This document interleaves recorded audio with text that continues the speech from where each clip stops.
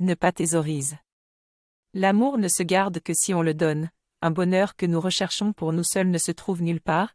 Un bonheur qui diminue lorsque nous le partageons n'est pas assez grand pour nous rendre heureux. Cette idée a été formulée par Thomas Merton, un moine célèbre du XXe siècle.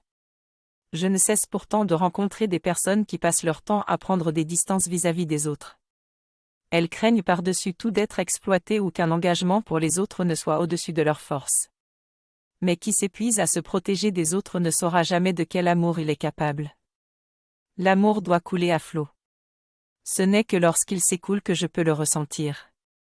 Maintenir l'amour dans une outre est impossible. Il s'abîmerait vite. Naturellement, il faut aussi des limites à l'amour. Car nous ne sommes pas Dieu, nous ne pouvons aimer sans limite. Mais nous participons à l'infini de l'amour divin. Lorsque notre amour jaillit de la source de l'amour divin, il s'écoule de nous sans que nous fassions d'efforts. Ainsi, il se renforce quand nous le donnons aux autres. Celui qui a confiance en l'amour qui afflue en lui est gratifié quand il l'offre. Seul l'amour qui ne cesse d'affluer peut rendre l'homme heureux. Le bonheur que je garde pour moi n'est pas le véritable bonheur. Comme tous les sages, Thomas Merton sait qu'un bonheur non partagé est trop petit pour nous rendre heureux.